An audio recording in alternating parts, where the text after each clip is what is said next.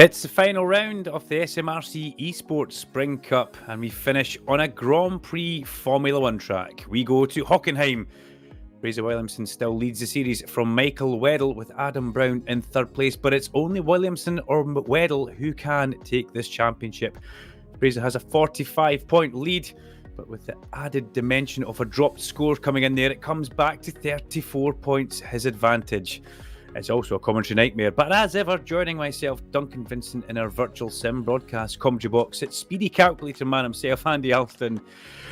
He's going to help us guide us through tonight's races. Andy, have you got your Casio calculator ready, and are you looking forward to the final Spring Cup event? I actually do, but I don't know how useful it's going to be. We'll see how things go. But yeah, it's delighted to be here. A new track to iRacing, and it's one where the draft is going to be really important. So expect lots of drama going into the hairpin as drivers look to make a move. And with so much still at stake, we're in for 3 great races here tonight. Aren't we just? Looking forward to it. The weather forecast looks pretty good at Hockenheim. It's warm enough. There's no chance of rain as ever. And the cars just now are on track. A little bit of housekeeping that we've got to do. Car 41, Cameron Ritchie, and car 74, Scott Malcolm, will miss qualifying, and they have a race 1 ban. Why do they have a race 1 ban? Well, they picked up a few slap on the wrist points after round number 5 at Alston Park, so they get to miss, as I say, qualifying and race number 1. Let's hope they don't do the famous Dave Christie and just decide to take part and then give themselves a penalty anyway. But speaking of the man himself, the Canberra media mogul is back after racing his car at Donington Park. So we look forward to seeing Dave on track. And that is your live championship as it stands for round 6, the Hockenheim Grand Prix circuit. Fraser Weddle, the Movano Sim race team, with 427 points, leading over Michael Weddle. And look at that, he has got a whole armada of Rethink drivers pushing him along. Fraser Williamson really out there on his own, but they have been the class of the field. We have seen Andy Alston, flashes of brilliance from other drivers such as Jordan Gronkowski, Jack Hare, Josh Hislop. Adam Brown's been solid all year. Sam Corson, my first time of seeing him. But it really has been Williamson and Weddle all the way. Yeah, it absolutely has. Fraser Williamson's taken 5 race wins so far this season and been very impressive throughout. It's worth noting he's not 1 in 4. So he didn't, and of course he did finish on the podium the last race at Alton Park, but was awarded a 30-second time penalty after a collision with Nathan Lamond at the last corner. So that demoted him right down the order. And that meant that Scott Smith finished in 3rd place in that race. So yeah, as you mentioned, there's lots of pace throughout the grid. Another driver worth mentioning, Michael McPherson, he was 2nd in the last race as well at Alton Park. So again, he's a driver that is very, very quick in the real world. But just sometimes in sim, I feel that maybe if it's easy for things to come away from you, if you get back contact the first corner, first lap, you've got a couple of races ahead, and it's an uphill battle from there on in. But yeah, I think it'll be interesting to see how a number of drivers get on tonight. There's so many positions still to be won and lost. Yeah, looking forward to this. It is a quality circuit, that's for sure. Quality circuit. Past the DRS board, they don't have DRS in the Global Mazda MX-5. Not the last time I checked anyway. But we do have an onboard lap to have a look at. And you did a kind of link there, Andy Alston, with maybe even knowing it. You mentioned Scott Smith, man who finished 3rd at Alton Park. This is Scott Smith we right on board with as he comes down towards turn 1. It's a quick corner, bit of apex curb, but you can run wide out over that exit curb before you get yourself back on the power all the way along towards turn 2. Then turn 2, 3 and 4 all linked together. The important part of this series of corners is not to rush in. You can't really afford to cut too much on the exit and be wide there. Scott took a big hunk of apex curb there. Seeing as he has a bit of a big hunk, popped that thing up onto 2 wheels, and now he goes along what is actually called, this is a corner at the end of it, it's called Parabolica. We all know the world famous Parabolica Monza, but that there is a corner, believe it or not. In a Mazda MX-5, it just looks like a slight shallow left-hand bend before he comes down to the hairpin. Pick a braking marker, past the 150, at the 100 just before it, onto the brakes, down the gears, down to 2nd gear, gets it back to the apex, then drives it out from the hairpin, turn 6. On the old part of Hockenheim, I should mention now, this is the old part. We then take a right at 7, before we come in towards the new area called Mercedes. Beautiful big Mercedes grandstand, flat out room there in an MX-5. And as Andy Alston said earlier on, these straights will give a lot of drafting opportunity. Mercedes turn 8 in towards turn 9 and 10, back on once again to the old circuit, part of the drag strip as well. as they come back up towards one of the most famous areas in motorsport in Germany anyway. Mobil 1 corner here through number 11 in towards the big arena. Very demonic looking arena. Look at those grandstands with spectators in them, something that we can't wait to see back at our national circuits up and down the country. Through the Sachs curve he comes. Scott gets on the power out over the curb. Then we've got 13, 14 and 15 all interlinking before you go into 16, the Sud curve, the last corner on the circuit past the huge Hockenheim grandstand. Back onto the circuit. Scott managed a 159.48, a decent clean lap, but as I said to me today, Andy Alston, he said it wasn't a very fast lap. What do you think? Yeah, it certainly looked fast to me, but I think the challenge that a lot of drivers are finding is the guys at the front. Michael Weddle currently top in qualifying with just under 5 minutes to go. It's a 159 on, over 159 dead. There's a couple of tenths of a second between that, and then there seems to be, we almost have like a kind of a battle between 6th and 7th, and then it always kind of goes down a little bit further then still. But I think the pace has been quite impressive. There's, as we mentioned earlier, a number of drivers who are in positions in the championship that don't really reflect their true pace, in my opinion. But of course, this is one of 3 events. We've got our Autumn Cup, we've got a Summer Cup as well in just 2 weeks' time, of course, and that's a different car as well. So perhaps we might start to see some other drivers come to the fore who are maybe a bit more comfortable in different machinery. And we were also expecting a couple of weeks break, but more than a couple of weeks break. But no, we're straight back into it, as you said. Back in 2 weeks' time for the TCR one, which it'll be good to see some of the UK tracks in their finest with these guys going around. But Joshua Hislop just now back at the top.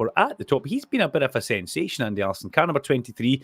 Josh has a little bit of European experience driving BMWs, but also local experience driving minis. Here he comes in his famous green, white, black livery out of the hairpin. Fastest man ahead of Fraser Williamson and Jack Ayre. Now, Jack, he's a bit of an enigma, Jack, isn't he? He's a superstar sim racer, but it's just not worked out for him, Andy, in the latter part of this kind of race series that we've had. Started very, very strongly, but it's just not worked for him towards the end.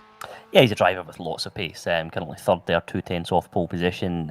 He's been on the podium 4 times this year. He's won just a one race, but he's a driver that he's just been caught up in accidents throughout, and he's had to then do a recovery drive as a result, and it's been very impressive to watch, don't get me wrong, but I'm sure he would rather be starting from a strong position and then building from that. But as things stand, very, very good lap so far from Jack. Couple of minutes left in this one, so let's see if he can put a little bit of pressure on the 2 guys ahead of him.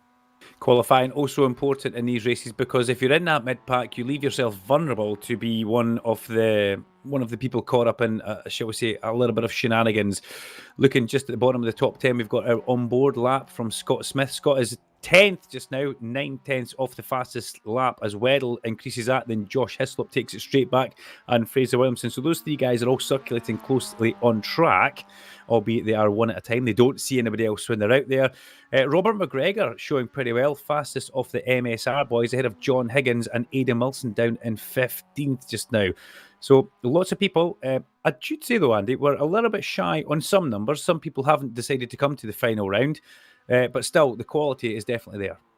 Yeah, we've got 27 cars out on track at the moment. But yeah, I think the racing has been very very engaging throughout, very interesting throughout. Again, we'll see some drivers who have booked up for all 3 of our cups, and we'll see some who can maybe only do 1 or 2 here and there. So expect some new faces to join us for Silverstone in the first round of the next event. But I think this is one where there's an opportunity for some drivers to lay down a marker here as well. They want to end this Spring Cup on a high and get a couple of decent performances under their belt. Is one of the new names that we're expecting Andy Alston, by any chance? Are we going to see? I hope not.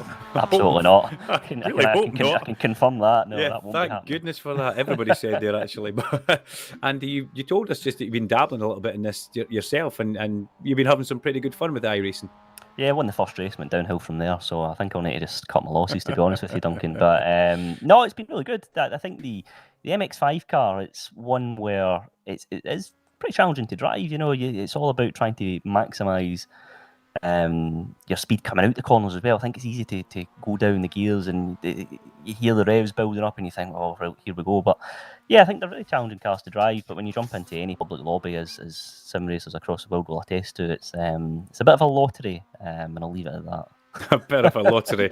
And we should also, what I will remark on is this: there is a big hairpin. There is a corner where you have to go down the gearbox pretty quickly. Michael Weddle will be ruining what happened to him at Old Hall Corner. Was it Lodge Corner? It was Lodge Corner, the last corner at Oulton Park, where he went down the gears too quickly, overstressed that engine and blew the motor up. But Josh Hislop is the man, the privateer on pole position, only just from Fraser Williamson, Michael Weddle and Jack Eyre, with Adam Brown locking out the top 5 positions. Really, the big guns are all inside the top 10. I think we can say that just now, as the cars are already starting to line up on the grid. This will be race number 1 of our final event for the SMRC eSports Racing Spring Cup from Hockenheim Racing Circuit. Duncan, Vincent and Andy Alston in the Sim Broadcast virtual commentary box, live streaming partner for your sim racing event, doing a cracking job for us back at the remote bases. Thank you very much, Pete and Mo. We would be lost without you guys, and you really do give us some great intel and graphics on the screen. Andy, are you brave enough to put your neck on the line and pick a winner for this? It's going to be very difficult. Less than a tenth of a second split in the top 3.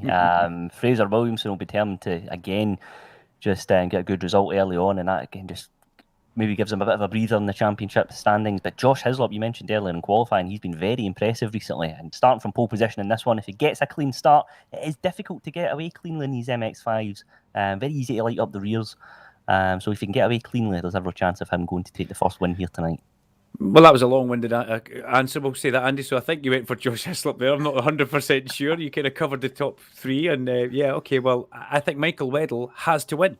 In my eyes, it's as simple as that. The number 7 car will have the elbows out and the wing mirrors out, and he will be coming towards the front. Fraser Williamson can afford to follow Michael Weddle home, although that's not his bag.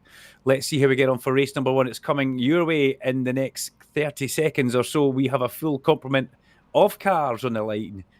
Let's get some lights on the bridge, and we'll get going here at Hockenheim for one more time. Josh Hislop from Fraser Williamson, the front row of the grid. The lights are starting at Hockenheim. 1, 2, 3, 4, and 5 lights. Who gets away? Who spins the wheels? Away we go. There's a lot of smoke from the second and third row, but Hislop, Williamson and Weddle have made a good cracking start. Fraser Williamson is going to take the lead, and Josh Hislop slithers back. He's got Jack Eyre coming underneath him as well, but it's the big 2 championship favourites at the front. It's Williamson and Weddle with a bit of a gap back then to third place. Jack Eyre coming up the inside of Josh Hislop. Will he make that stick? He should do. And also right in the middle of that, we've got Adam Brown. So it's not been a good start at all for Josh Hislop. He didn't get that thing going off the line, as everybody, hold your breath, in the mid-pack manages to get through and on their way. But at the front, Michael Weddle from Fraser Williamson is the graphics at the front now. I think Fraser Williamson lifted out with that one, Andy, and let Michael Weddle pass as they come down towards the apron. There's a big enough gap behind them, and that's what Williamson needs to do. Yeah, and with the draft being so important here, don't be surprised if Fraser does just decide to stick behind Michael Weddle here and then try and make a move in the final few minutes of this race. But looks like everyone's just made it round the hairpin cleanly. One car just gone a little bit wide there, but yeah, I think everyone's managed to just about come through unscathed. But yes, you mentioned Josh Hislop's been a disastrous start from him, down 4 places from the start, but Michael Weddle in the lead so far, 0.2 of a second splitting him and Fraser Williamson, just covering the inside there is Michael, just to be sure. But Fraser, yeah, I think he's just a little bit too far behind to make a move this time round. Will we see any team driving from Jack Eyre to help his teammate do something in the series here? Williamson all over the back of his Rethink compatriot, that Jack Eyre's compatriot, we should say there. And in the middle of a Rethink Racing sandwich just now is Fraser Williamson. Jack Eyre getting oh so close and drops a wheel into the gravel, as does Adam Brown further back there. Adam Brown gets away with that one, because what that can do, it can make the car turn back towards the inside very sharply into that wall. Scott Smith loses a position to Jordan Gronkowski, or does he? He's going to go side by side through the 13, 14, 15 area, and Scott Smith takes that back from Jordan Gronkowski, and Jordan loses another place. Nathan Lamond put his wing in there, which really, that wasn't an overtaking place. That was a little bit cheeky from Mr. Lamond. And Jordan Gronkowski, well, if that was real world, he'd have the arm out the cockpit, giving him a bit of a fist in the air just now. But back at the lead, Weddle, Williamson and Eyre away at the front. Track limits will be getting observed somewhere along the line here by Steve Burns. Although that first corner, I really believe it is a bit maybe of a free-for-all, Andy.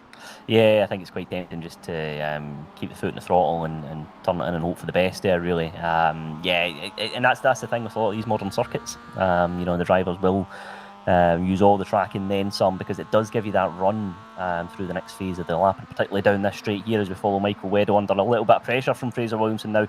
He's forcing Fraser out wide, and if Fraser's done a cutback there, he's perhaps going to try and make a move here in the second phase of this corner. I don't think he's going to maybe try and get a cutback here on Michael Weddle.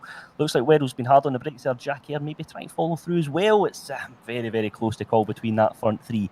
With a little over 3 minutes gone in this race. Alston slithers up the inside of Junior there in towards the hairpin. The two MSR guys going hammer and tong, and Fraser Williamson is now making moves on Michael Weddle. Michael Weddle looks like he's being more defensive than I've ever seen him in any other race. Now, whether he's just trying to reduce the pace of Fraser Williamson and try and bring everybody else into this one, Williamson having to brake quite heavily before he goes through 9 and into 10, and that's let Jack Eyre get almost underneath him.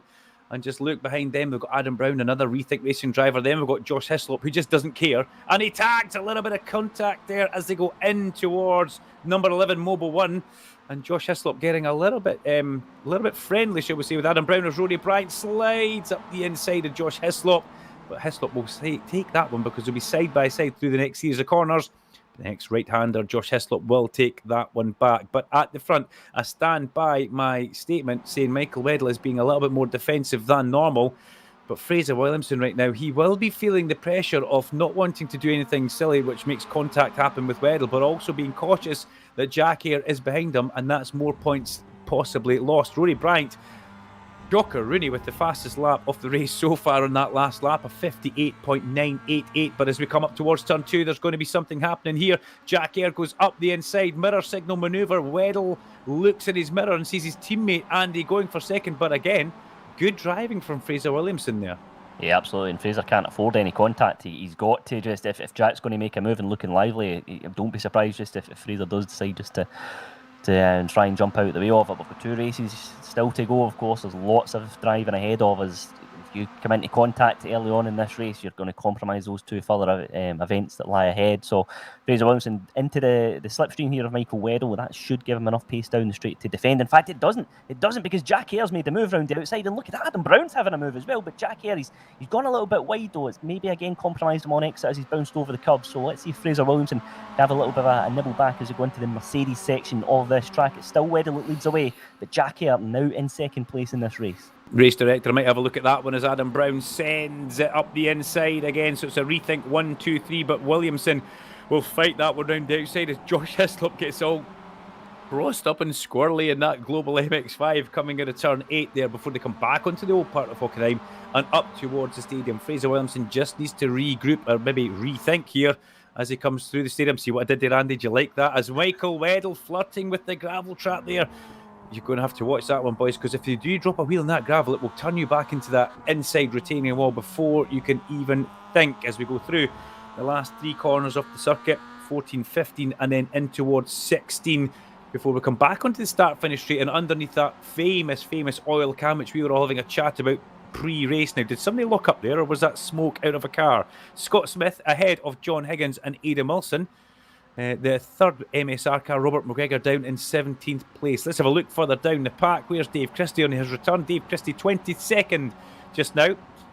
And he has only done 5 practice laps of the track, he told me. But Nathan Lamond now is getting close to John Duncan. John Duncan in 13th, and Nathan Lamond in 14th.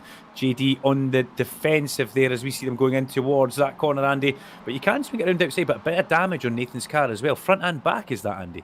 Yeah, absolutely. That will certainly be costing him a little bit of performance. And just along the road, just to give a shout out to Ryan Smith, he's made up 6 places from where he started, currently 12th in the race. So very good couple of laps from him so far. We could potentially have a change for the lead here. It's almost 3 wide. Fraser Williamson just decides to tuck back in at the last moment. Michael Weddle holds the inside line. That gives him the lead coming into the hairpin, and it's a little bit of a lock up there as well, Duncan, from a number of cars behind. But it's Weddle from Ayr with Fraser Williamson in 3rd place in this race. Yeah, as we look at this, now there's a stream of 1, 2, 3, 4, 5, 6 cars as they go through. Jack Eyre wants this, guys. Jack Eyre definitely wants this. He's not really playing the team game just yet, as Adam Brown tries to think about Fraser Williamson, but not to be.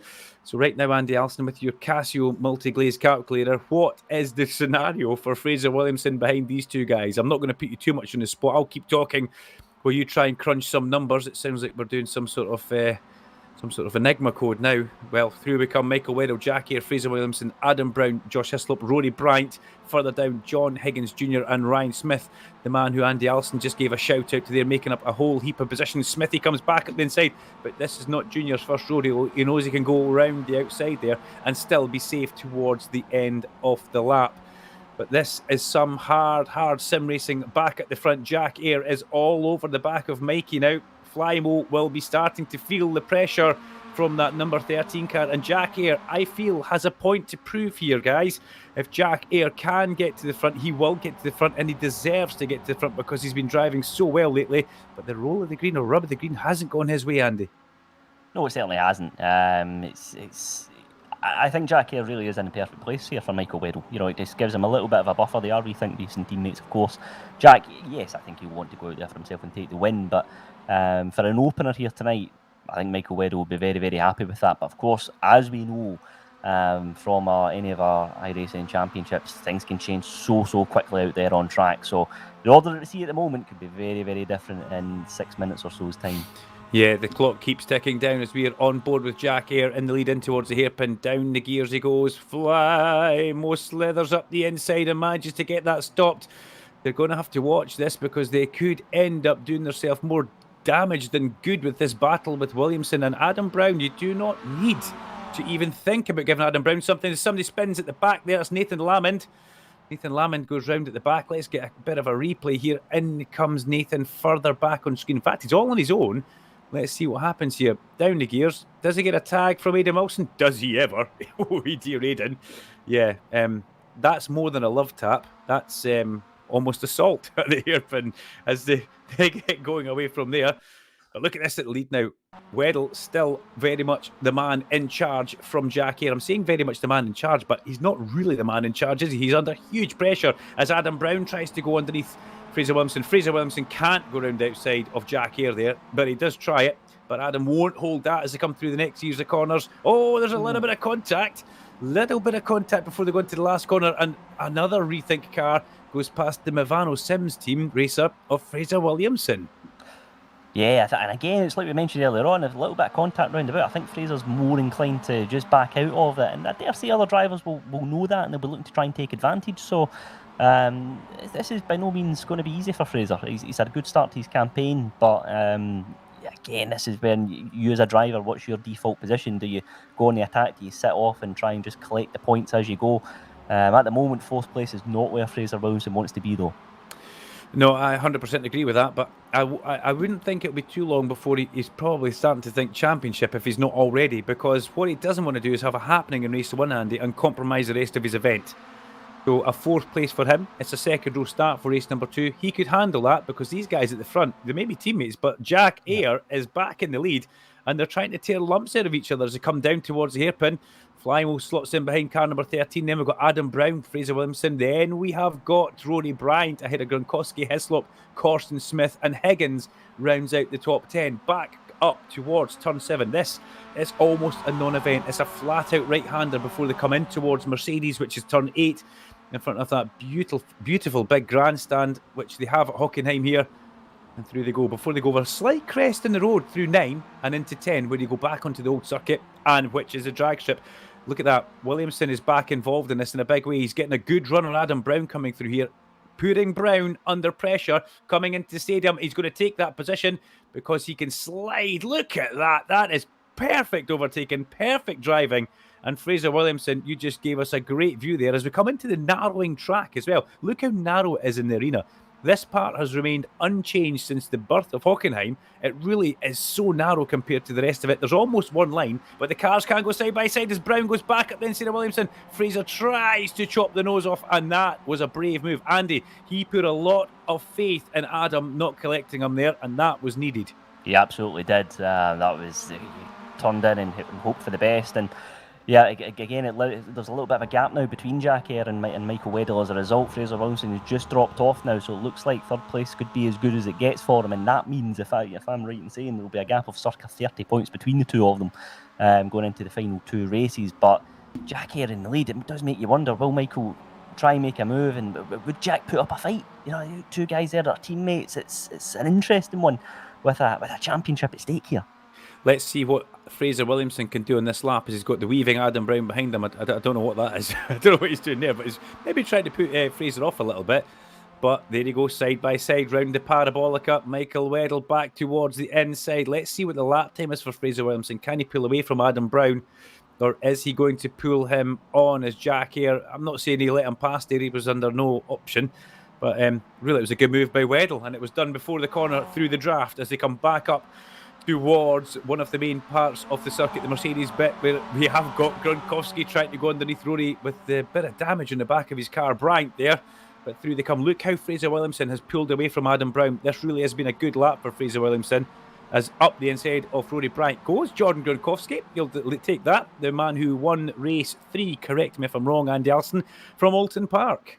Yeah, he did. It was the first win of the season for Jordan. Good move there, and fair play to Rory Bryant as well. It was good, clean driving between the pair of them. Just enough space. Yeah, it just looked like he got a little bit damage, maybe. Yeah, a little bit of damage there. Car was looking a little bit wobbly as it was coming towards us again. Look at that, the rear end's going everywhere. There's almost certainly damage in that MX-5. Yeah. It looks like the suspension's gone all wrong, and don't be surprised to see that car pull into the pits here, but it looks like this would be the last lap of the race, so he may just live to fight another day and just haul that car round, because you can get points for up to 25th place as we follow the leaders again. It's Michael Weddle coming under pressure from Jack Eyre now, 2/10 of a second between them. Fraser Williamson hot on the heels of them, the both of them of course as well.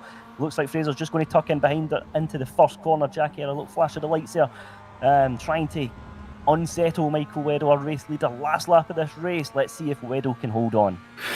I've got to say, yeah, that would possibly be wheel-to-wheel contact for Josh. You can see how squint the steering wheel as he comes down pit lane there. That is him out of this one. But Weddle, Williamson, Weddle, Eyre and Williamson at the front with Brown just off the back. Really, this is looking pretty good for Michael Weddle just now. He's trying to break the slipstream there. That's what he's doing. He's just doing a little slow weave, but up the inside of Jack Eyre will come Fraser Williamson here. And look at that, Weddle gives him a bit of a tow as well. They're trying to work and be clever here, but Michael Weddle out of the slipstream on the inside, defending his position. He'll try and keep Fraser Williamson out wide. Williamson tries to go on the outside. It's going to compromise both of them. And here on the inside comes Jack Eyre. Can Jack Eyre make that manoeuvre? No. Williamson looks like he's still side by side with them as they come up towards the flat out turn 7, which that should let on the inside of turn 8. Fraser Williamson release the brake pressure and come back up the inside. Weddle still by the skin of his teeth holding on to this one. There's a big hunk of apex curb by Fraser Williamson, but this is very, very close, and Williamson gets a good run on Michael Weddle. Fraser Williamson's going to take the lead as they come back up towards the stadium. We've seen him take it here already. That was classy overtaking, and Michael Weddle tries to have a go in towards the stadium. He's got Adam Brown and his Rethink teammates Jack Eyre fighting out behind him, but they come in towards the Sachs curve for the final time. Fraser Williamson has put himself in the driving seat for the SMRC eSports Spring Championship. Michael Weddle is going to have to try something heroic through turn 15, and they come on to turn 16. The checkered flag is being made ready, and it's all about Fraser Williamson. Fabulous last lap. He will be beside himself with joy in that car as he comes across the line to take a victory from Michael Weddle. Adam Brown takes third, steals it away from Jack Eyre. Jordan Gronkowski, Rory Bryant, Sam Corson, Scott Smith, Ryan Smith, who Andy Alston highlighted earlier on as a big high charger, and John Higgins rounds out the top 10. Andy, what a sensational last lap from Fraser Williamson. It absolutely was. It was a man on the move. I just wonder if Michael had an issue there. He seemed to be losing a lot of pace coming down the straights. I'm speculating here, but I wonder if it was maybe an issue of him running out of fuel, perhaps, and he was having to try and save a little bit. But I'm not sure. But I'm not sure if there is an issue with fuel here with these MX-5. But there certainly seemed to be some kind of issue with pace coming down the straight. Could it not just be that he wasn't in the draft? He was the man creating the hole in the air, and everybody else behind him is in the hole in the air. Jackie Chalmers, as we see coming out of the hairpin there, currently in 25th position just now. A bit of a lonely sector for Jackie coming back towards the checkered flag, but still, hats off to the Movano Sim man, 369, Fraser Williamson. I've got to say, halfway through that race, it looked like he was on, as we would say, hiding to nothing. He was up against the Rethink Racing Armada, but at the end of it, he manages to play his trickery and get through them all towards the front. Michael Weddle will be scratching his head at that one. He'll be pushing the reset button, and he'll come back for race 2. You're guaranteed that. And Jack Eyre, well, I think Andy is probably the man out there thinking, how did that happen? How we're not even on the podium? Yeah, definitely. It was an interesting scrap between a lot of them. Particularly that last lap, I have to say. They were exchanging places, left, right and centre. And it's like you mentioned there was Michael. Perhaps he was maybe just out of the toe and just couldn't get any momentum going. Perhaps he had a little bit of damage. But it's just Fraser Williamson just managed to pick his moment, took all 35 points, and it's a big, big step towards lifting this Spring Cup. So for the next race, we will be able to welcome Cameron Ritchie after his qualifying ban. It looks like Scott Malcolm hasn't, well, I don't know. He wasn't in for practice and qualifying, so clearly had a qualifying ban, Duncan. But yeah, Cameron Ritchie will definitely be in for the next race as we already start to get them up. The grid is there. It's Williamson from Weddell. The finishing order from race 1 with Adam Brown ahead of Jack Hare, Gronkowski Bryant, Corson Smith, Higgins McGregor, and another Smith, Dale Smith down in 12th. It's John Duncan, followed by Nathan Lamb, Chris Pisuk, David Bolton, Sean Dobie, Dave Noonan, Dave Christie, Aidan Wilson in 20th place, followed by Josh Hislop starting this race in 21st on the grid, John Proctor, Tom Jones and Jonathan Glover. Yeah, you need to keep your eyes on Josh Hislop for us and see how many places he can make up. We've got Chalmers, Heron and Cameron Ritchie joins us for this one. Let's see how many places Josh Hislop can make up. Dave Christie down in 19th. Aidan Wilson, he's probably still ruining that moment where he come off the brake pedal at the hairpin and used Nathan Lamond as a brake. Here we go, ladies and gentlemen. Strap yourself into your sim rig. Whatever you've got, grab it. Grab hold of it. The red lights are on at Hockenheim. And we are go for race number 2. Lots of smoke from the back of the mid-pack, but it's a good start from Fraser Williamson. As we come down towards turn 1, Dave Christie's off. Dave Christie, there's contact further back. Cars up in the air. Dave Christie, whether he was spun or whether he jumped himself. But that will, I don't know if we can get a replay of that from the Goodyear blip. Somebody off at the first corner as well. But Michael Weddell way down in the field. He's down to 6th place now. What has he done? Has he made a mistake at the first corner? Has he had side-to-side contact with somebody? Was that sideways caused by something else? As Dale Smith goes off, somebody else goes off in front of him. Andy, what's going on? Yeah, it was a pretty clean race in the first one, and it's all kicking off here in lap 1. Fraser Williamson still in the lead here, but Adam Brown up in 2nd place, Jack Hare in 3rd at the moment. Looks like Jack Hare's going to have a little bit of a move. In fact, no, he's just thought better of it, but it's Adam Brown.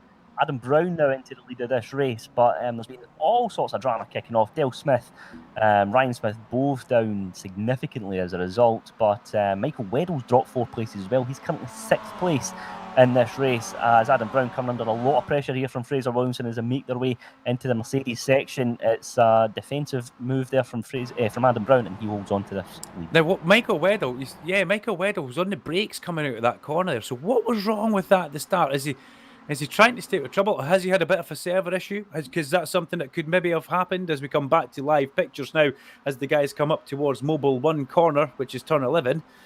An awful lot of numbers in that corner, but Fraser Williamson, once again, look at this, he's got all of the Rethink guys giving him a hassle, and Jack Hare taking liberties with the track limits in the gravel. But look who's appeared in the 4th place, Andy. It's Jordan Gronkowski. Yep. We know that Jordan gets better as an event goes on. Yeah, definitely. Up 1 place from the start is Jordan. And yeah, I think with a lot of drama kicking off behind him, he can maybe focus on the car ahead here and perhaps get himself into podium contention. Josh Hislop, who we mentioned at the start, up into 12th place in amid all the madness, up 9 places in 1 lap. So it's been a great start for him, but there's a little bit of drama further behind there. Josh Hislop, they're getting involved there with the yellow car and managing to live to fight another day as we follow our leaders Adam Brown from Williamson, Jack Hare in 3rd place. Yeah, Jack Hare having a look at the back of Fraser Williamson on lap 2 in towards turn 2. Adam Brown at the front. Now, we've not seen Adam Brown. Have we seen Adam Brown lead a race since it was the Roval or the road course at Daytona, where it went horribly, horribly wrong when he was caught up in a chicane crash? That's Chris Pisuk, I think, facing the wrong direction at turn 2. I'll give myself a pat in the back for that spot, actually. Chris, unfortunately, facing the wrong way there. And this is Aidan Wilson, and he is alongside John Duncan with Mark Heron behind him as a change for the lead. Up the inside comes, does he know? Ooh, well, they've all managed to stay in the positions they were in there, but Jack Hare very much putting a fight up with Fraser Williamson. Now he gets 2nd place. Williamson ducks in behind them, side by side for the Rethink Racing guys. I love the blimp cam, Andy, as we go through turn number 7.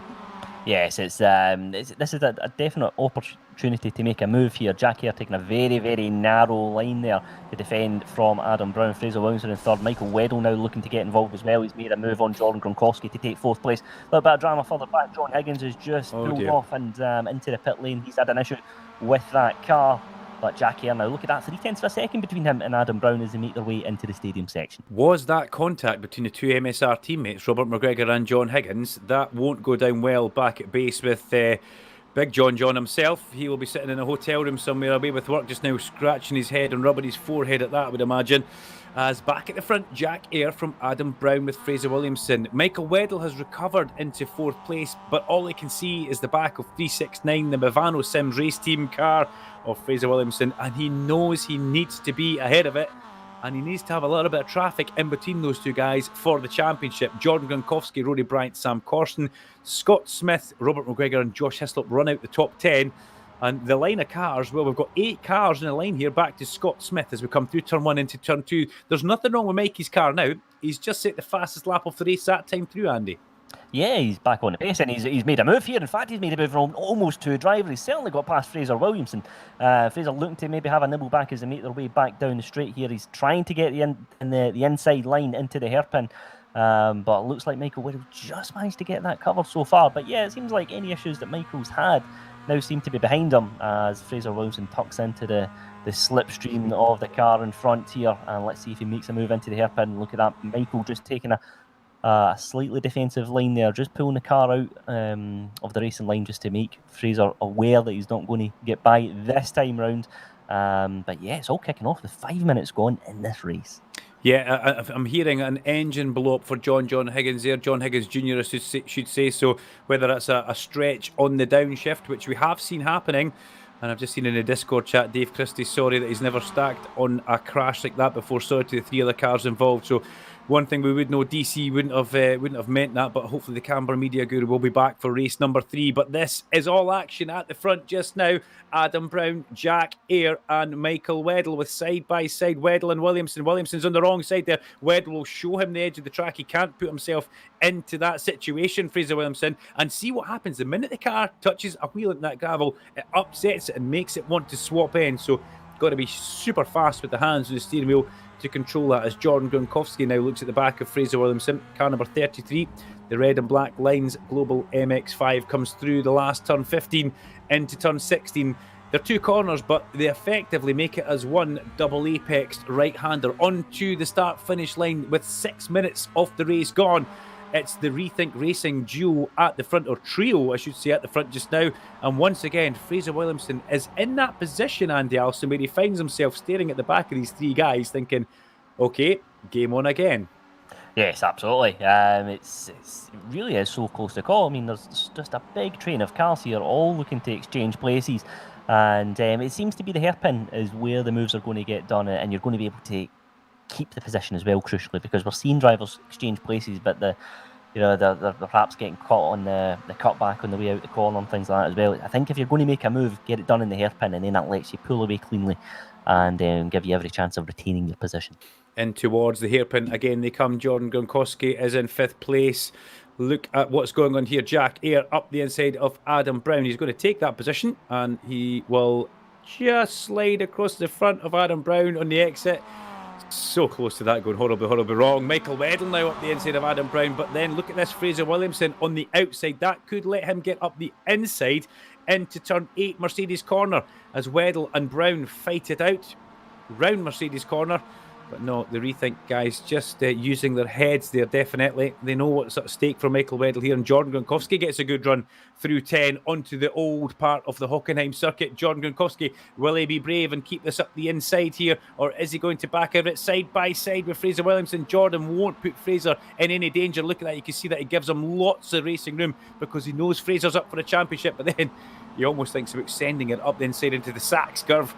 And all this happening when Jordan has got Rory Bryant in his mirror. That's enough to give anybody the fear when that green and white car comes up behind you. But Jack Hare still leading at the front as we are now 8 minutes into this race, going on to our 5th lap, Andy. Yeah, it was a late defensive move by Fraser Williamson there. Left it to the last minute to stop John Gronkowski from making a move. And again, it's a risky one to do when there's a championship up for grabs here. But still in 4th place is Fraser at the moment. Michael Weddle in 3rd, just under a second behind the 2 cars in front now. As I've got a back marker just making their way out of the pit lane. Yeah, Aidan Wilson, I think that was, who's just managed to, again, just keep himself out the way there. So good sport and driving from him. And he's now going to look to try and get a tow from the cars in front. A little bit of a lock-up into the second corner there as they now make their way down the straight. But it's Ayre who still leads from Brown with Weddle 3rd. Scott Smith, as we're looking at in the blimp cam, now in 8th place. John Duncan, car 24, the yellow and white car just ahead of Ryan Smith. And Josh Hislop now up to 9th place. Mentioned that. That's some charge for Josh Hislop to get all the way up to 9th. Now look at the draft working there as we just jump back actually to Cameron Ritchie. Cameron Ritchie's first race, actually. We should mention that. And he's chasing the lovely Dave Noonan. And I'm sticking by my Denny Hamlin FedEx colour scheme on that car. I do like it. I tip my hat to Dave Noonan every time I see that. But Ryan Smith slithers past JD Baer at the hairpin. And Mark Heron follows them back up towards the almost first part of the infield, if we can call it that. I sometimes think it would have been great just to carry on down that straight, but look at this at the front. Hello, where did this come from? Jack Ayre has stretched a half-second lead over Michael Weddle and Adam Brown now, with Fraser Williamson still in that 4th place, but probably happy if he can get past Adam Brown to follow Michael Weddle home, because the championship points very much in his favour after that race 1 victory as they come back towards the Sachs curve. We are 9 minutes 40 in. Probably about 2 or 3 more laps to go in this one, and then it will be decision time. So Fraser Williamson, he needs to start making manoeuvres. But these rethink guys, I've got to say, Andy, they're not making it easy for Michael Weddle, are they? No, they're not, which is quite interesting, I have to say. I did wonder if that was going to come into contention. But, like, I mean, we spoke about Jack earlier in the show about we know that he's got the pace. This is a great example of that, and it's a great opportunity for him to, again, show the rest of the pack as we head into the next cup that, look, I'm here to be fighting at the sharp end. And he's had a very impressive drive so far here tonight, currently leading the way. Gaps just come down slightly now as the cars but get the benefit of the tow. So let's see if he can hold on as they make their way towards the hairpin with a couple of laps left in this race, but still all very much to play for. Andy, you've done a bit of racing this week yourself. How easy is it to over-rev one of these engines on the downshift? Or is it quite, do you have to just be a bit rough with it? Or is it one of these things as we see Williamson going to the inside? Oh no, you absolutely have to. You have to be aggressive with the downshifts. For me, it just helps to slow the car down and just helps to get into the corner. But just a quick moment there, we've got potentially a change for the lead here. Michael Weddle round the outside of Jack Ayre. Adam Brown looking to get involved as well. And there's contact between Brown and Weddle, but further contact with Jordan Gronkowski getting involved in there as well. That's brought Weddle down into 7th place. Almost certainly got damage in that car, and that has had massive ramifications on this championship fight. And take a breath from the commentary box. That was possibly a championship moment we've just seen at the hairpin there. It could all well and truly be over for Michael Weddle, and that was unfortunately a bit of teamwork, I think, gone just that little bit wrong. Could we get a replay of that one? It would be very interesting just to see what we're going to see on the replay as the guys come back in towards the arena. Let's see this. We've got Jack Ayre on the inside, we've got Michael Weddle, and I think Jack's trying to give him some room there. Then what happens after that? Is there contact with Williamson? No. There's contact from Adam Brown into the back. Then Jordan, unfortunately, into Michael Weddle. And at that point, Michael Weddle would be sighing a big, oh dear, what has gone wrong. And back at the front, it's Jack Ayre from Fraser Williamson. And Fraser Williamson, well, he'll be thinking, well, that was a stroke of luck. As Adam Brown disappears for a minute. But nobody wants to see a competitor go out of a championship that way. That's one of these things, but just one of these racing incidents that happens at a very tight hairpin when cars are flying in formation flying, Andy Alston. They're 2 abreast, 2 deep. It does happen. Yeah, it absolutely does. And unfortunately, you do come into contact with these MX-5 cars, the damage can be quite severe. The damage model was revised recently as well. And yeah, it's an unfortunate one. Michael's facing the wrong way. Nothing Jordan can do, of course. He's coming out the hairpin, and he's just a passenger again. His race has been compromised as a result now as well. As we follow further back down the field, 13th place is Mark Heron, car number 91, making a move to get some valuable points in the championship for him as well. Let's take a look with him here riding on board. 13th place got John Duncan ahead of him, car number 24, the yellow car. A little bit of a change in lead, just if you notice on your timing sheet, Adam Brown up into the lead over Jack Ayre, Fraser Williamson. It's 3 abreast going into this right-hander. Surely that won't stick, as Fraser Williamson looks like he just drops off. Adam Brown taking the outside line. Jack Hare looks like he's got it covered. Yeah, he goes narrow. Jack Hare goes narrow. He retains the lead in this race. Adam Brown second, with Fraser Williamson in third. Yeah, I was a bit worried when we were 3 abreast out of that hairpin towards the kink at 7. But whereas Michael Wedley's still down in 7th place, so the car must be sporting a bit of damage. He hasn't made any ground up. He's got Scott Smith just ahead of him. And, you know, I'm not saying that Michael is miles faster than Scott, but you would expect him to try and get back ahead. But Scott Smith doing a great bit of driving here to keep himself once again inside the top 10, just outside the top 5. Sam Corson, who we haven't mentioned yet, currently circulating in 5th place. But 13 minutes, 50 seconds on the clock. This will be the last lap that we're about to go on to. Which Rethink Racing driver wants it? Can Fraser Williamson steal it away from them all again? And lurking menacingly in 4th place is the green meanie. It's Rory Bryant, who's just seen his mate Michael Weddle, unfortunately, I have to say, bow out of a championship on that lap. 14 minutes into the race. This is the last lap. As we come round turn 1 towards turn 2, Williamson has a little bit of a look towards the inside. I think that's just more of an upsettling move as Brown goes up the inside of Air, but he's not able to make that one stick, and there's going to be a bit of drafting down this back straight, Andy. Yeah, certainly is, and this is Jack Hare's not in a position you want to be here, because Adam Brown's almost certainly going to have to try and make a move here, and they all tuck in behind each other now for the last time into the hairpin, and Jack goes early. Jack commits early to the inside. That's forcing Adam Brown out there, and it's also boxing in Fraser Williamson. Fraser Williamson, in fact, he goes in through the middle of them, does Fraser. It's 3 abreast going into the hairpin for the final time, and Fraser Williamson, he got a little bit of speed there, but I think Jack's got the inside line. Can he make the apex? Yeah, yes, he can. There as well. Good move Good there. driving there. Good drive. Got to say, impressive timing from Williamson there just to put himself in the right place. But Jack Hare brave on the brakes. This is where nobody will lift it. It's going to be 3 wide through 7. Look at that. Formation flying. Bit of contact. And off goes Adam Brown and bang into Rory Bryant. And Bryant, oh good grief, into the tyre wall on the inside. And I have to say, the side-to-side contact with Jack and Fraser Williamson triggered that all off. It's brought Sam Corson into 3rd place. As they come back up towards the infield section, turn 11, Fraser Williamson's going to sweep across the nose off. No, he's not Jack Hare. Side by side through here, Jack Hare will manage to just give him enough room in towards the Sachs curve. It's Williamson again at the front, and Willie Holdis is a bit of rubbing there as they go through that corner. But it's going to be Williamson who takes it through 13, over the crest into 14 and 15. Jack Hare, try as he may, has nothing for the Movano Sims racer of Fraser Williamson through the final corner. Williamson accelerates out towards another checker flag, and again, he has stolen it from the Rethink Racing guys. Williamson wins from Air. Sam Corson with a fabulous podium. Scott Smith with a sensational 4th place, ahead of Michael Weddle, who stops straight after the line. Adam Brown down in 6th place. Josh Hislop, Robert McGregor, Jordan Gronkowski.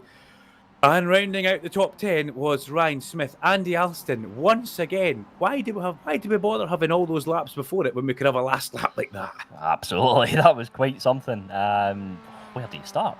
I mean, that was incredible. Just you could not write that. You could not write that. Just unbelievable stuff. Fraser Williamson, good bit of opportunistic driving. But let's get a look at the replay now and see what happened. Yeah, that was after Rory Bryant had gone off. We need to see just a little bit before that, but it was, as I said on the live stream, there were 3 wide in towards it from the blimp cam. Nobody was going to lift, and Jack Hare just come across and just made a little bit of contact with. Well, that car's not going to be going anywhere after that one, is it, Andy Alston? Just made a little bit of contact with Fraser, and then Fraser, get kind of pushed across into, unfortunately, Adam Brown. But we will get a replay for that one, as we're just getting our production guys, Pete and Mo, to rewind that for us. That, with the other incident that happened at that hairpin, this is the area of the track that people just don't want to give an inch. So we're going to go blimp cam here. And we just need to be a little bit further ahead because it's the other 3 guys that all got caught up. And you've got to feel sorry for Rory Bryant there, actually. Not many people will say and agree with me there, but you have got to feel sorry for Rory Bryant. Caught up in another incident, which was no fault of his own. But, yeah, Andy, that was a racing incident. It's one of these things. I thought Rory's car was almost shaking in pain there after that. The way it kind of bounced off the barriers. No, it's really, really hard luck there for Rory. Nothing he can do, but... Do you know what? These things happen towards the tail end of a season when there's so much at stake. We did see it earlier on, and it's had massive ramifications for a number of drivers in the battle for the championship points. That will put Robert McGregor, P8, on pole position, if I am not mistaken, for our third and final race. So we'll have Robert McGregor, car 117 on pole, ahead of Josh Hislop, Adam Brown, Weddle. Well, Michael Weddle, who will want to take victory in the final race. Scott Smith with, apart from the third place at Alton Park, where he got that after there was a bit of a penalty, that's Scott Smith's best racing result there, that P4. And Scotty Too Hottie will be smiling in his house at that one, ahead of Sam Corson, ahead of him with Jackie and Fraser Williamson. What though, Andy? What do the Rethink Racing guys need to do with Fraser Williamson? What can they do? It's really difficult to call, isn't it? I mean, Fraser's just put that car in the right places. We've seen it time and time again. He picks his moments well, too, does Fraser. He knows when to go and knows when to sit off, and it's the mark of a very talented driver. We know how quick he's been. He's proven his pace throughout, and I think in terms of what do they do, if you can get the jump on him at start and then try and dictate the race from there, you've got every chance of going on and getting a decent result. But I think the thing with Fraser is he's always at the sharp end, and he always does. His first lap or two is always quite impressive as well, generally, and that again is putting his rivals on the back foot. So Fraser's kind of dictating the tempo of the race.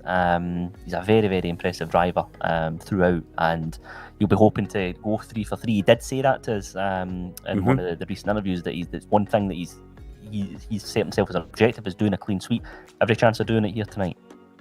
This is round 6 from Hockenheim, the Grand Prix track with the Scottish Motor Racing Club eSports Racing Spring Cup. A couple of minutes break in between the second and third race, featuring the Global Mazda MX-5s. We're on Facebook for SMRC eSports. We're on SMRC YouTube and Sim Broadcast Twitch. Sim Broadcast live streaming partner for your sim racing event. Pete and Mo doing a cracking job back at base, giving myself, Duncan, Vincent and Andy Alston all the tools we need for a cracking job. And really, Andy, we've got the easy job just trying to piece it all together and talk it out. But I do remember Fraser Williamson telling us that he hasn't had much experience at Hockenheim. Did we interview him at the last one? And he said it's not a circuit that he knew that well. No, it's not. And again, it's a track that, of course, everyone's familiar with, but with it being a new circuit to iRacing, it feels like, it takes a bit of time just to get your eye in. You know where your breaking points are, of course you do, but every track feels a little bit different when it's on a number of different platforms. Each game company, so to speak, kind of will map the track slightly differently. There'll be the odd nuance here, the odd bump here that's maybe not on another track, and the drivers have to react to that as well. So I think this has been an interesting one to add to the calendar as well, because of the fact that it is so new. But again, as we look further ahead to our next couple of cups as well, we will see some new circuits feature there as well. So it's an opportunity for drivers to again just make themselves give themselves that opportunity of getting some good points in the standings.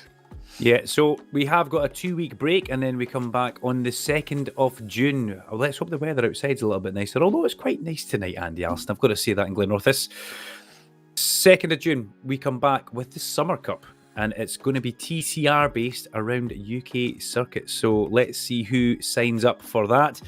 No more Mazda Global MX-5 Cup racing. So, interesting for this one. Interesting with what's going to happen this next one. Dave Christie will be back on track. Okay, Dave Christie, he says that he spun the wheels in third gear, so he's a bit mystified how that actually happened.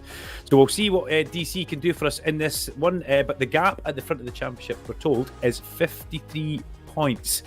So Andy Alston, that means we basically, technically, already can crown a champion. Yes, we can. It's 35 points for a race win. So Fraser Williamson's already got this one in the bag.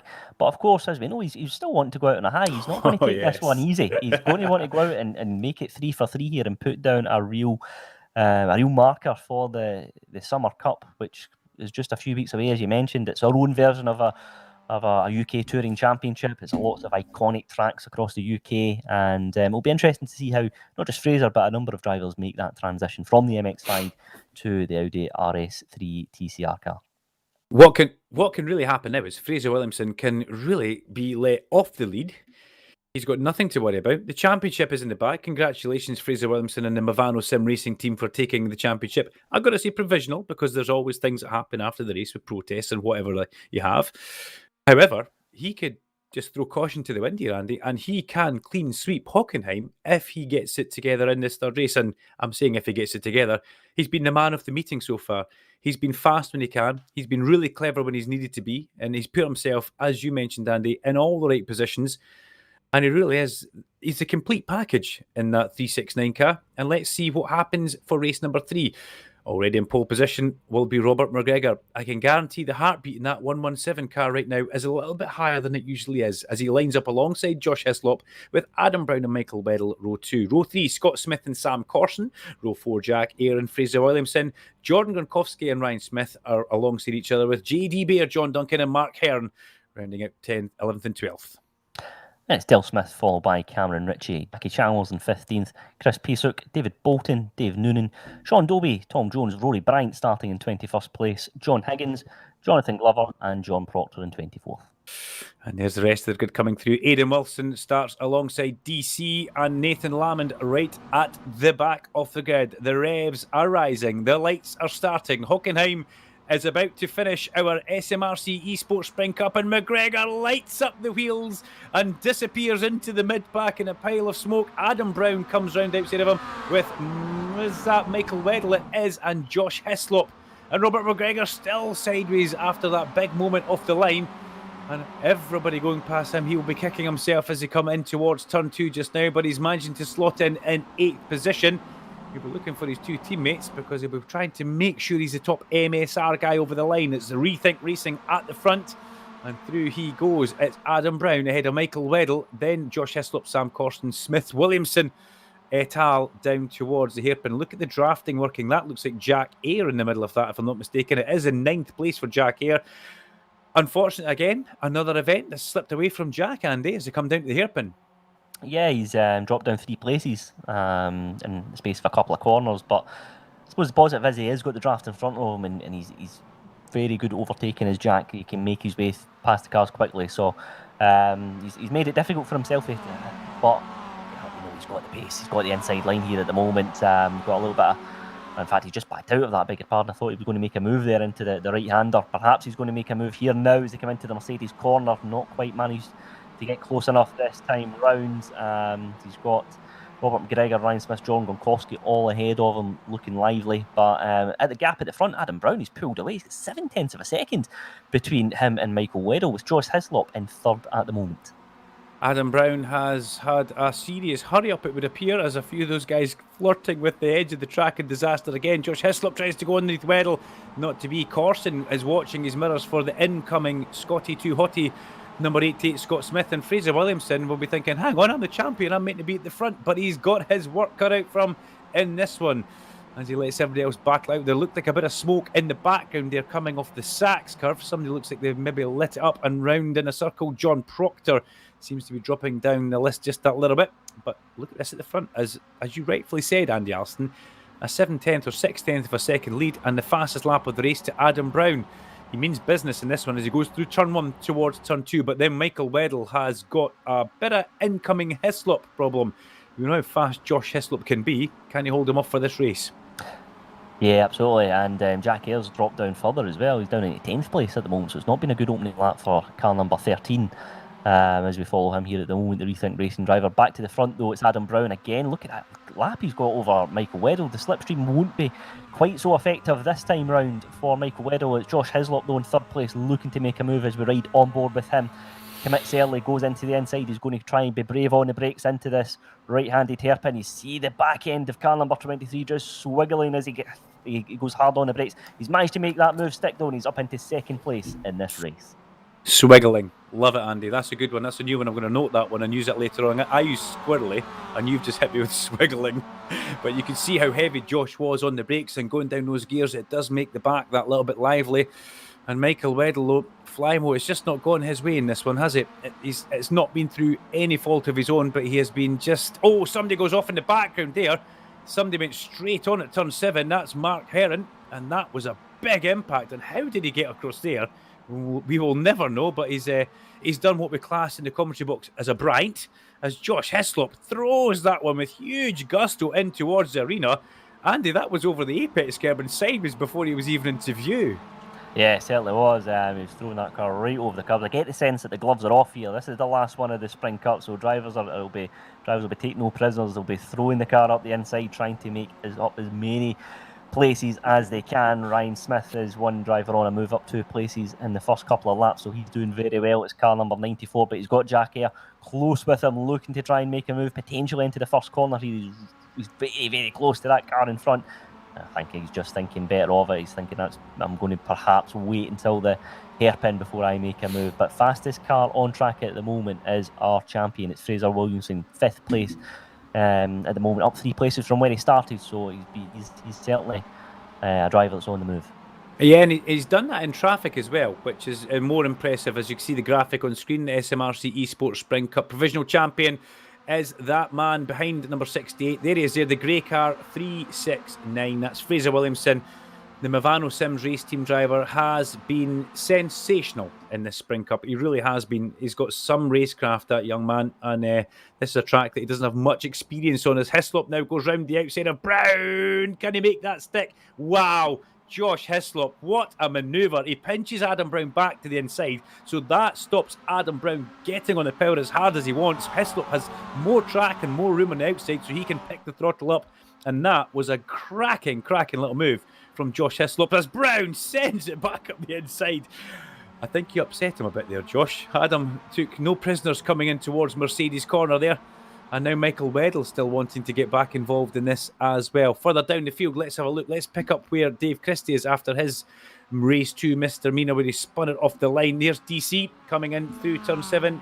He openly said to me, Duncan, I haven't done any practice. I've done 5 laps, but he's just back from his racing exploits when he was down at Donington Park. And if you follow Canberra Media, you'll be very much aware of what he's up to in the City Cup this year. So congratulations on that one, Dave. But back at the front, Adam Brown, Josh Hislop, well, they're all punching lumps out of each other here, Andy. Yes, absolutely. The gap has gone right down to 0.2 of a second here between the pair of them. It was a very impressive move from Josh Hislop into the hairpin, but Adam Brown, he absolutely sent it, didn't he? It was centimetres between those 2 MX-5 cars, but it's Adam Brown who now leads the race here. Michael Weddle in 3rd, Sam Corson in 4th place at the moment, with Fraser Williamson in 5th. Scott Smith at the moment down to 6th place. He's lost 1 place from when he started, but he's a driver that you've mentioned, Duncan. He's had a very impressive campaign, and I think he's got better as the season's gone on as well. More experience with the iRacing platform, and I think he's going to be one to watch as we go into the next Cup too. Oh, Scott's going to fall in love with you, Andy Alston. I tell you that. He really is. He watches the stream back religiously, and as he should do, because he'll see and spot a lot of things. He loves driving with Fraser Williamson. He really does enjoy it, and right now he's keeping up with Fraser, who is the champion. So Scott doing a cracking job. He's ahead of Jordan Gronkowski, and I caught him this morning changing a set of rear brake pads on a BMW M4 at Knockhill Racing Circuit. So he's a jack of all trades. He really is a good little mechanic. But Josh Hislop has now slid back into the lead ahead of Adam Brown, and Michael Weddle still in 3rd place. Adam Brown sends it up the inside, but that's good for Josh Hislop because he's on the correct line. Adam Brown's going to try and go around the outside, but into the next set is the corners. You would think Josh Hislop would hold that, but Adam Brown manages to make that one stick. That's a good manoeuvre. Coming through the next one onto the old part of Hockenheim. Hislop winds it back up, goes up the inside. These overtaking manoeuvres, they happen at one corner, but then you leave yourself lame at the next one, and through goes Josh Hislop in towards the stadium, and we all make a move, and I'm kind of shivering the commentary box. Brown comes back on the track, and Hislop's still trying to control that one as they come in towards the Sachs curve. Andy, that's been threatening to happen all race going into that corner. Yeah, I was just about to say good clean racing between the pair of them, and then there's a little bit of contact there, and these things do happen, don't they? But Josh Hislop manages to live to fight another day in 1st place at the moment. But Michael Weddle, he says, thanks very much, I'll take 2nd place. 6 minutes left or so on the clock, and look at that, there's a big train of cars here all looking to exchange places, and yeah, this is the last one of the Spring Cup, so why not send it and try and make a move, as long as you don't take the other driver out, of course. But just go on in and make a move, and let's see what happens. Send it. That's Andy Alston's advice. Send it. Scott Smith tries to send it up the inside of the champion, and he's going to make that one stick. Everybody holds their breath. But what I do want to say is just off the back of Jordan Gronkowski, a couple of seconds back on the road, maybe 2 seconds, Jack Eyre, now with clear air, see what I did there, in front of him. So let's see what Jackie Boy's got left in the locker in that Global MX-5. Can he bridge the gap to Jordan Gronkowski? Quite possibly, because this front bunch, yes, they have a toe, but they're all still battling for position. So let's see what Jack can do. He's in 8th. Can he make any positions up? As we come into the hairpin, there's all sorts of bunching in the mid-pack. Again, Scott Smith, not content in having one look at Fraser Williamson on the lap. He wants to have another shot at Fraser coming around the lap out the hairpin. Through they go. Hislop, Weddle, Brown, Williamson, Smith, Corson, Gronkowski, as quick as you can see it, as we come in towards Mercedes. Andy Alston, I'm going to ask you that world-famous question. Do you want to pick a winner? Oh, do you want to pick a winner? I love how I do it to you all the time. I never get it right either, don't I? I think Michael Weddle will want to end this Spring Cup on a high. I really do. 5 minutes or so left in this race, 4/10 of a second between him and Josh Hislop. I think it would be perhaps fitting if Michael was to certainly at least be on the podium, because he's luck's not gone his way here tonight, unfortunately. We know how quick he is as a driver, and he's put up a terrific fight with Fraser Williamson. I'm really looking forward to seeing both of them get into more drama and more scraps into the next event. But Josh Hislop, though, he's driving that car pretty well, and if he keeps up like that, he could have a win in 35 points under his belt. I've got to say, that was a cracking view from Josh Hislop as Michael Weddle comes through that corner. Hislop really is driving this car within an inch of its life, bringing every little bit of performance that he possibly can out of it. And the last lap, there were a lot of them in the 58 zeros at the front, going extremely well there. Scott Smith just dripped off the back of Fraser Williamson on that last lap, whether Scott made a little mistake or Fraser's maybe up the pace. But yeah, it's always so difficult to pick a winner in one of these guys. The commentary box, mythic virtual 50 pence, can stay firmly in Andy Alston's pocket for this one. We'll see if Michael Weddle can get to the front, but here comes the champion. Round the outside of Parabolica, and Adam Brown, he's just got enough. Adam Brown tries to cover it, but it's not going to be enough. So Fraser Williamson will slide up into 3rd place. He takes that now. Can Adam hold it on the exit? And Michael Weddle now manages to get alongside Josh Hislop. A little mistake mid-corner from Josh Hislop there has left him a little bit lame on the inside, but luckily for Josh, he's still on the inside as they come through the flat-out kink of 7 in towards 8. Weddle, we know how these guys are strong at going around the outside. Michael Weddle makes the position last and stick, and Williamson has now finished off that manoeuvre with Adam Brown, which actually started, Andy. That started going down the straight through Parabolica towards the hairpin, and it's taken him all that way to get through 8, 9 and 10 to get the position done. Yeah, absolutely. That's the thing with these MX-5s. You're often exchanging places side by side around a couple of corners, and then you've got the inside line, the next corner you've got the outside line, and it can be, it's great fun, but of course the result of that is you're losing time to the cars in front of you. But it's a real stream of cars here, all following each other with a few minutes left in this race. So Scott Smith currently 5th place at the moment. Adam Brown ahead of him. Fraser Williamson up 5 places from where he started. He's now in podium contention with Josh Hislop and Michael Weddle ahead of him.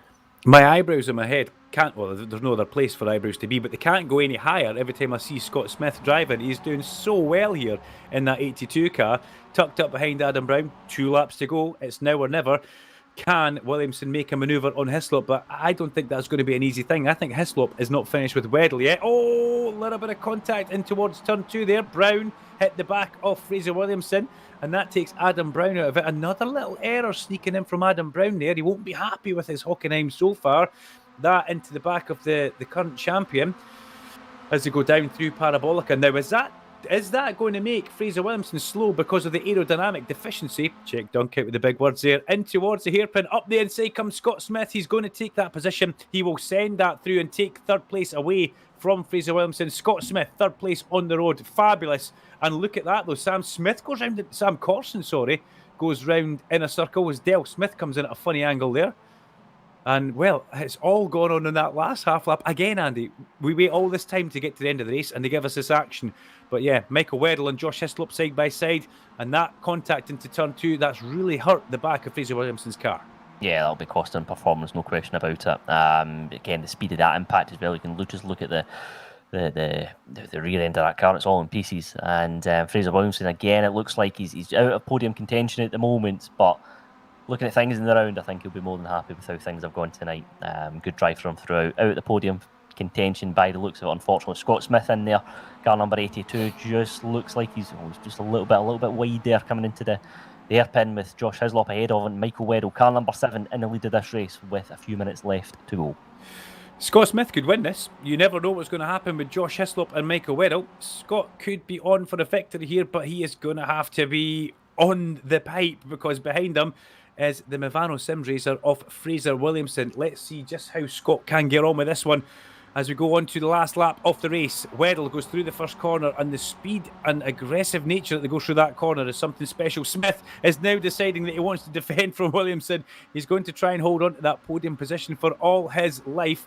Williamson might have just braked out with that one just a little bit to give himself track position for a run on Scott down the back straight. Scott's gone in there a little bit too hot. He's made himself a bit wide through the mid corner and compromised his exit. Here comes Fraser. Fraser deciding not to use the slipstream though, as Scott Smith just stays out wide. But look ahead up the road with Weddle and Hislop. The hairpin beckons Andy Alston.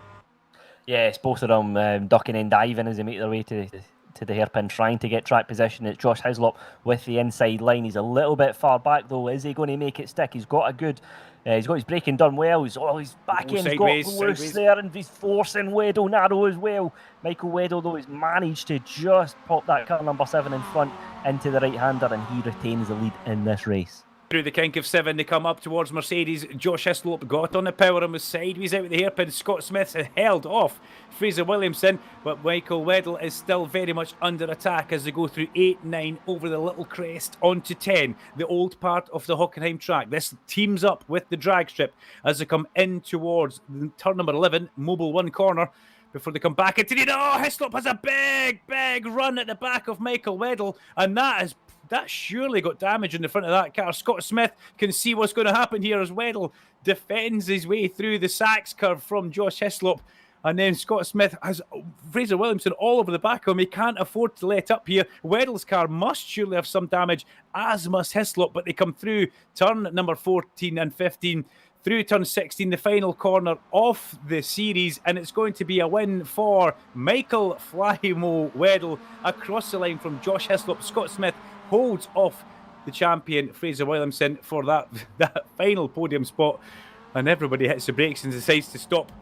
Well, again, Andy Alston, I was almost tongue-tied for words at the end of that race. It just, again, gave us some fabulous racing, but this is our eSports Racing Spring Cup champion.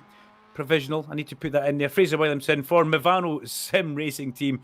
He has been sensational this year.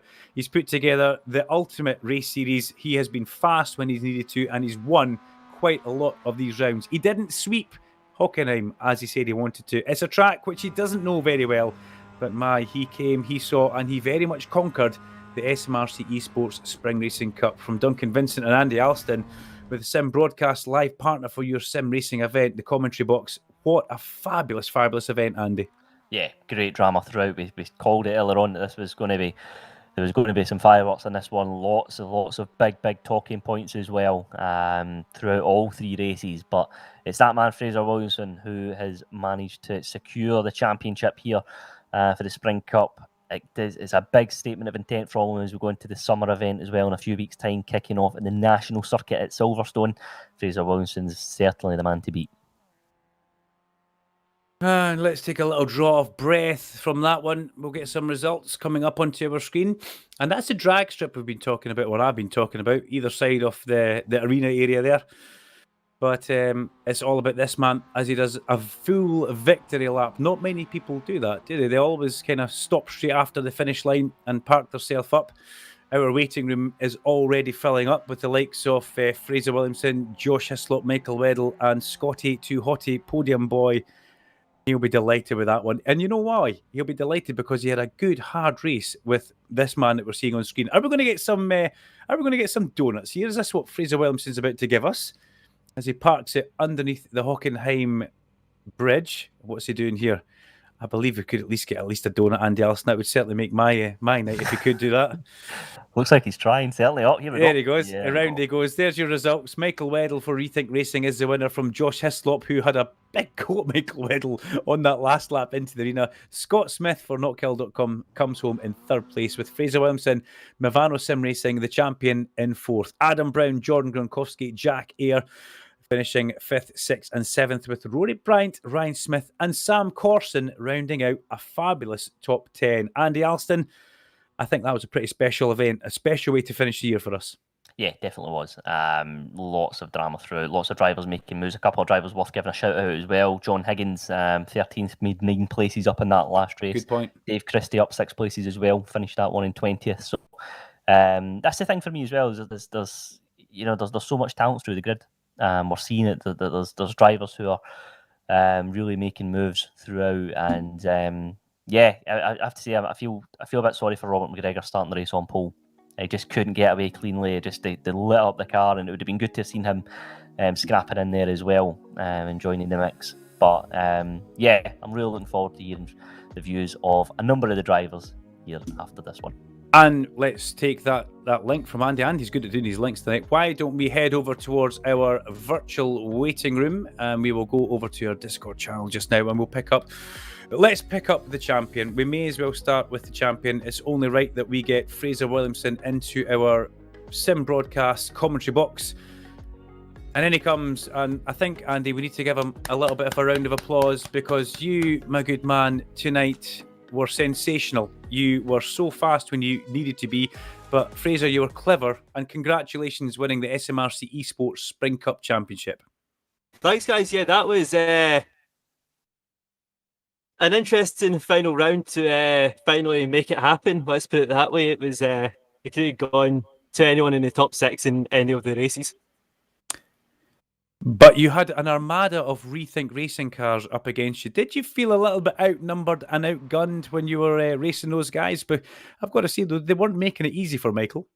Yeah, they didn't make it easy for him at all. They helped me out in race 2, I think it was, by removing Michael from it being anywhere near me.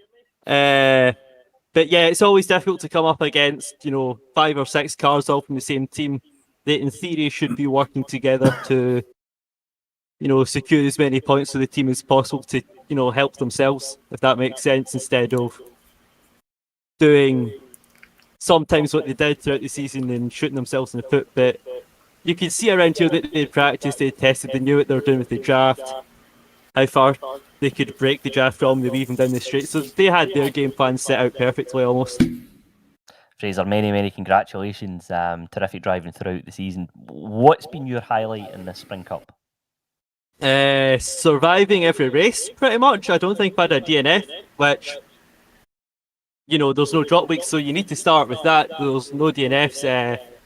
Don't know, because I never got all 3 race wins, I'm pretty sure, which, would have been nice to top it off like that.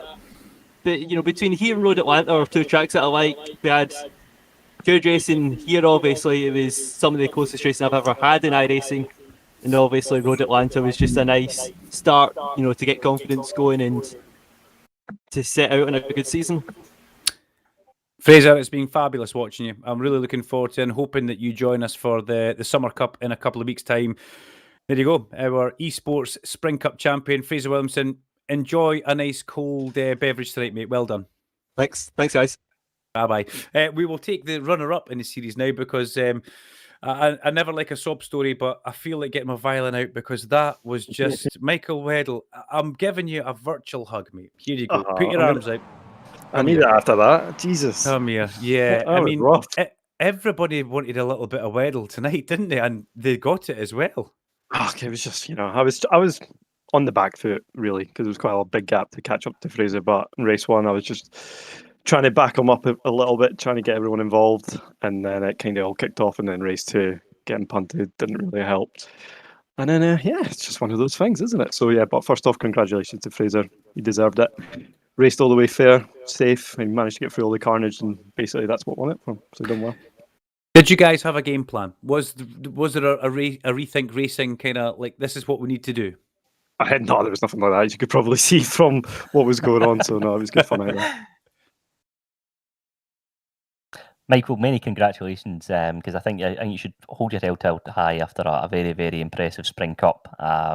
Looking ahead to the Summer Cup, we're on a different car now as well, of course. We've got the Audi RS3 TCR car. Is that one that you're looking forward to as we get the first race underway at the Silverstone National configuration? Right, to be honest, I haven't really driven the TCR car in iRacing that much. From what I have driven it, it's just understeer after understeer. So I'm going to have to put some practice into it to get used to it, to get near the pace I was in the MX-5s. But no, I'm looking forward to actually jumping into a different car now. Obviously, we're going to a full British Championship style with all visiting all the tracks. So it should be quite good fun, actually. Michael, I've interviewed you quite a few times. I can tell by the tone of your voice you're a little bit, you're a little bit down in the dumps, but don't worry, you will be back. You've given us some great racing, so really hold your head high, pal. Well done. Cheers, guys. Thank you very much. We'll let Michael go away and get a cuddle from a real life person rather than a virtual cuddle. Finishing third in that final race was Scott Smith. So if we get Scotty too hotty into the commentary box. Yeah, Scott Smith, you had a cracking event actually, but that third race here was that must have had you smiling all the way around that last lap. Yeah, it's been an entertaining event. Yeah, definitely, Dunk. Yeah, absolutely fantastic racing. But yeah, race 3 was my feature and the first time I've been on this podium, so I'm happy. You were following Fraser. Now, I know that you do like racing him and you two guys race together. Did you pick anything up from when you were following him during that race? That he drives more like me, he has more my style, whereas the RR boys have got a bit of a different style, and I noticed that following the packs. So I was a lot more comfortable behind Fraser, so I kind of let him go in front of me for a few laps and kind of let him bully his way through, and I thought that was a better tactic. Scott, congratulations. That's it's an interesting point there you make as well, because what we're seeing as a kind of recurring theme throughout the Spring Cup is drivers making moves later in the race as well. So is that one where you're maybe thinking, well, I'm just going to sit back, let the drama unfold, and then I'll react to that? Yeah, Andy. Yeah, that was my tactics for this weekend. Race 1, race 2, I was just going to sit back. I didn't want to get involved in the action. I was quite comfortable with a 2-3 second cushion to get the pack in front, purely because I knew in the last couple of laps that the carnage was going to unfold, that people were going to be making moves, and I was just hoping to pick up some places basically from cars lying in grass.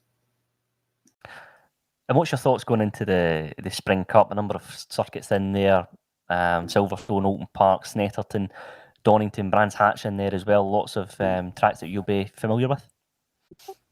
Absolutely love all the British circuits, so really looking forward to this. And front wheel drive cars are a bit of my speciality, so hopefully I'll be able to shine and show my ability in the TCR. So I'm looking forward to driving Audi.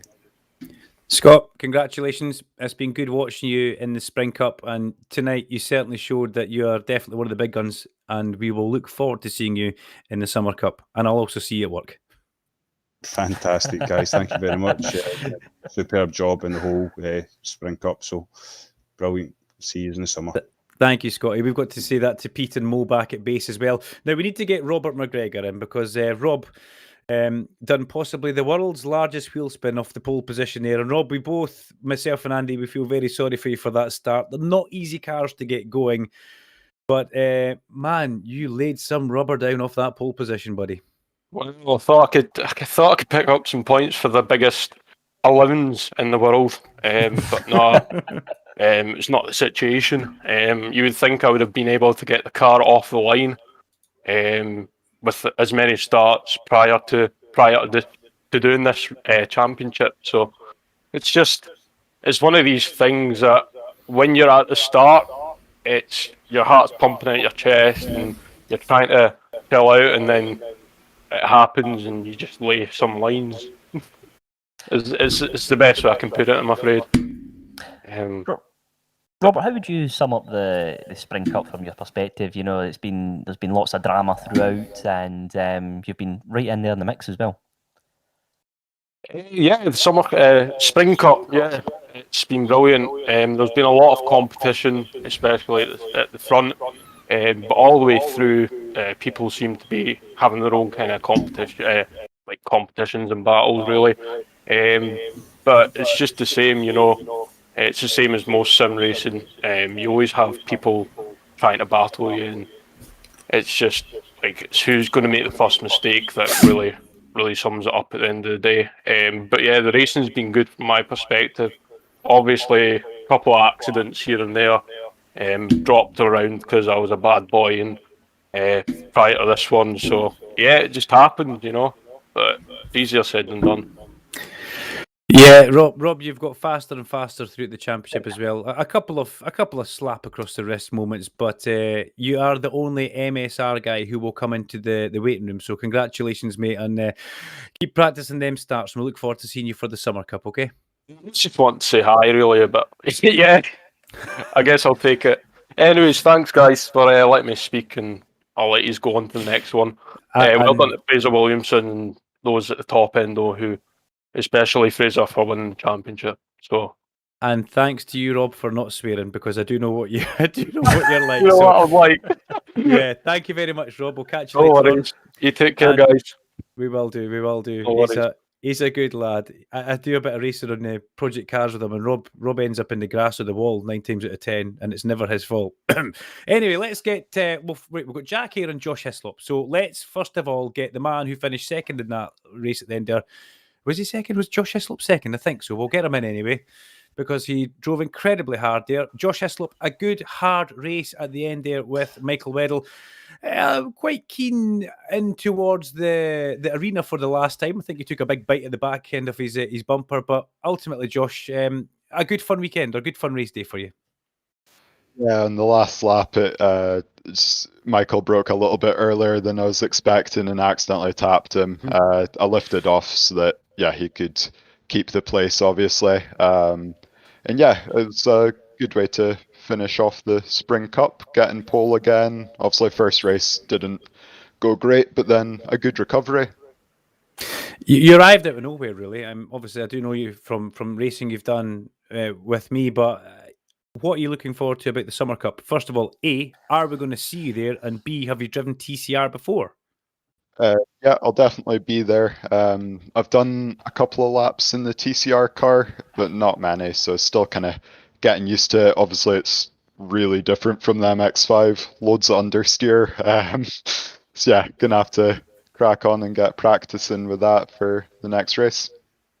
Josh, you really came into your own, particularly in the second half of the Spring Cup. Lots of podium places and really, really strong drives throughout.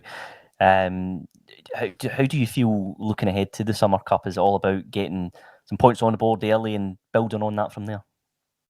Yeah, I think it's been good the way I've built up through the Spring Cup, just trying to learn as much as I could from being around the other guys and building up the pace. And obviously it's been good the last 2 rounds to be on pole. So hopefully we can get a better start to the TCR season. I think the pace has been thereabouts most of the Spring Cup, but we've just been a bit unlucky with incidents in races, and I think just need to have some clean races, and then hopefully we'll get better points. Oh, Josh, you have definitely got the pace. The pace is very much there, and thanks for coming into our virtual commentary box for a quick chat. We'll look forward to seeing you in a couple of weeks at the first round of the TCR. Congratulations, mate, and take care. You too. Thank you. And okay, Jack here. Let's get Jack here. I was almost going to be promised John Higgins Jr., but he's not brave enough to come in. He doesn't like the sound of his own voice, apparently. In an interview. But Jack. It's really the second half of this Spring Cup. It just hasn't gone the way of Jack here, has it? And tonight was another one of those just unlucky kind of chain of events, mate. Yeah, it was unfortunate to be so close to the lead of the race and leading a few laps, at least for Heat 1. But yeah, not even a podium. Just got mugged on the last lap. But you know, these things happen, and I say that every week, and we can learn from this again. But yeah, it's racing, and I'm glad it's as close as it is, because it's good fun regardless.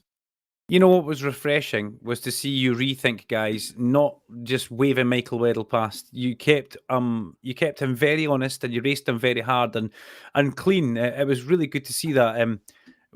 Do you guys ever chat about any sort of race tactics, or is it just every man for themselves? Let's go. Yeah, well, we're all aware of Mikey's position in the championship going into this round, and the fact that he's the closest out of anybody to the lead of the championship in Rethink Racing, that is. So there was, it was always there in the back of our minds, but there's never any team orders. We were trying to be as fair as possible, and that goes for the whole Cup and the previous one, and last year in the GT4s, and the year before in the Legends. It's we regardless of the fact that we're wearing the same skin and we represent the same team. We're all here to race, and we don't want it to be a procession. So yeah, we try our best to keep each other on his toes and honest, and make it as pure racing as we can. Jack, you must be looking forward to the Summer Cup and the first round, of course, the Silverstone National Configuration. Is that circuit that you feel confident going into? Well, I raced the TCR a few years back for another league, and we did Silverstone, but it was the international, so the other half of the circuit. But I'm not sure how the car's changed since I've driven it. We'll definitely need to get a session up when all the boys get together, and we'll brainstorm, and together, hopefully, we'll be able to get each other up to pace. But yeah, looking forward to changing cars, because they're radically different. And it might actually separate the grid out a bit more as well, because towards the end of the season, you can see how close the grid is. Way closer than any of the race towards the start. So it might be a sort of reset button as well. Jack, c'est la vie. You need to get that sticker somewhere on your car, because it's just been one of those cups that you have just been so close yet so far.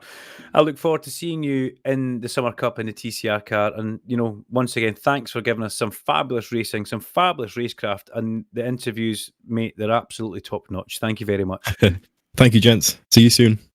Catch you later on. So there we go. That rounds up our Sim Broadcasts commentary box here for the SMRC eSports Spring Cup. The champion, well, there you go. It's Fraser Williamson. Provisionally, the protests will be coming in, but I can't see anything, Andy Alston, changing for Fraser Williamson. After that one, it was all about some good, clean racing there, Andy.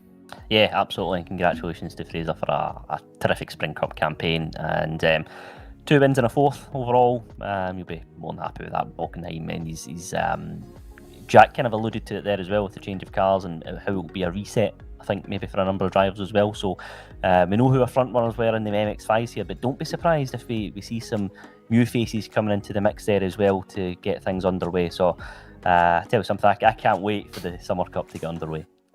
No, from myself, Duncan, Vincent, from Andy Alston and Sim Broadcast, your live streaming partner for your next sim racing event. That would be Pete and Mo back at base.